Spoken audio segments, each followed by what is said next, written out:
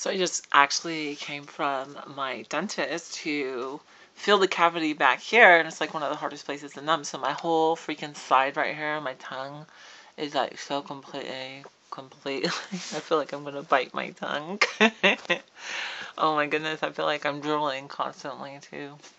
But this person leaves this message on my last video saying that maybe I'm having these feelings about being empty and sad and depressed because I'm doing the wrong thing with my body, that I shouldn't be changing the plumbing and doing all of the surgeries that I'm doing, to become a woman, because it's the wrong thing for me, and that this person is actually looking into reversing the SRS that they're going through, to get back, what they lost, because they made a mistake. And I'm thinking to myself, oh my goodness, don't mirror image yourself onto me and onto the transgender community, transsexual community, because you made a mistake, because you're actually a man that had some feminine traits and kind of felt like a woman, and you like misread yourself. And now suddenly you think, oh my goodness, everybody else is making a mistake. Don't mirror image yourself onto me, especially because my story is so different than yours. Although I don't know, cue drool, because I feel like I'm drooling right now. I am so numb. I think I just bit my tongue. People. I'm pretty sure I just bit my tongue. And this is that I want to be a mentally handicapped person for Halloween if this numbness doesn't go away, because I feel like I can talk very well like this because I can't feel my tongue. Okay. I don't even feel like I can talk normal like this right now. One of the nurses in the or the front desk was like, "Wow, you're talking really good being so numb," because they have to, in order to numb that side or that tooth, they have to do like a lot of anesthetic or whatever it is. And I was like, really? She's like, yeah, you can't even tell you're numb. And I'm like, well, trust me, I'm numb. I'm scared of biting my tongue off. So if you see my tongue literally fall out of my mouth, it's because I was shooting this video for you guys. I am shooting this for you guys. I'm like putting myself out there for you guys. So this person is shooting this video, or they put that comment, and they're like, hey, I want to talk to you. And I'm like, I really have nothing to talk to them about. And it's because I have never had a good self-esteem my entire life, ever. And doing this transition has done nothing but up my self-esteem. I look in the mirror and I smile at myself. Like, I do stupid stuff. Like when I brush my teeth, I love this. Like, I have to pull my hair back and hold it, and I go like, and I smile at myself while I'm brushing my teeth with like the foam dripping down my face, and I'm like smiling, because I have to hold back my ponytail, which I always wanted a ponytail. I was always so jealous over a freaking girl's ponytail, and now I have a ponytail I have to hold back, from falling into the water, and then I have to swish my mouth out in the sink, and then, yeah, so stupid stuff like that, and pulling my hair back, doing my hair, washing my hair, stupid stuff like bathing myself, and now that I have boobs, so in the shower I'm smiling, when I'm dressing myself, when I'm putting on a bra, I get this huge smile on my face, and it has not stopped. Actually, a year post-op, after getting boobs, you'd think that I would stop, feeling this amazing feeling that I get. I don't. I feel really good about my body, and so my self-esteem has risen. It has blown through the roof. It has just exploded, and I have never felt this good about myself as a guy,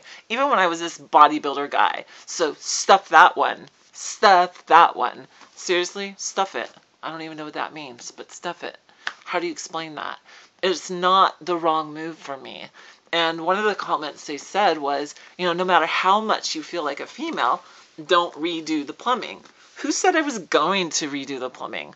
Honestly, I have fought those feelings for a while. I still don't know if I'm going to redo the plumbing for a few reasons, I'm attracted to men and women. What if I want to just hold on to it? It's expensive to redo the plumbing. There's a chance I might die on the table. Why would I want to gamble with doing that surgery and not being able to continue living as a girl? You know what I mean? What if I want to keep what I have to rock some beautiful girl's world in the bedroom?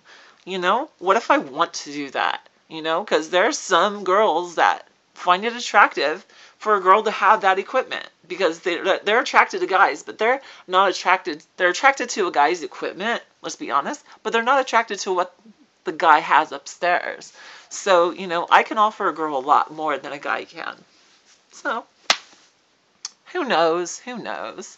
I feel like I'm ready to bite my tongue off. I can't feel anything right here. It feels so weird talking to you guys. I feel like I'm talking really, really weird right now. Anyways, so they're talking about how they went through this surgery. Now they're going to be going through, this person who commented, they're going to be going to have a penis reconstructed for themselves. And I'm thinking to myself, no, why would you do that? You have a perfectly good vagina. Just leave it alone. But again, if this is a man who got rid of their perfectly good penis, they're not going to be completely happy with whatever's reconstructed, because they can't get it to be what it was once before. And it's never going to have quite the feeling. It's never going to have the look or the functionality. So they are in a dark place. And my heart goes out to them, because that's a huge mistake to make. But when you're talking about somebody like me who's tried to, take mine off personally, who's been tortured by it, who has had difficulties with it growing up, and who has injured mine many times, and who has had some serious dysphoria over it, I'm probably the prime candidate to get rid of it, and yet still I fight to keep it. I don't know if this person has had that same exact story, and to me, I don't see how he could have, because he's still trying to put it back on. I dream of myself as a girl. I have since I was younger. I still do now. I just can't imagine our stories match up. And, I think there's always going to be those few people out there in this world who are just like, they go and they make the mistake, and then there's something like, no, girls, trans girls, don't do this surgery. I did it, and I was wrong. If you type into YouTube, type this in if you haven't done it yet.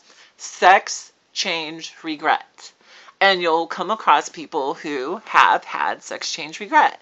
But you can tell they're dopes. They're people who, they say they have this high education and everything else, but they're dopes. They've gone through this thing of just not being completely honest with themselves. They were confused people. They went through this thing of being confused, I guess, and they thought that they were the opposite sex, and they went through the whole surgery, and then they're like clamoring to get back into their old body again. So I don't know, maybe I'm wrong for calling them dopes, but whatever.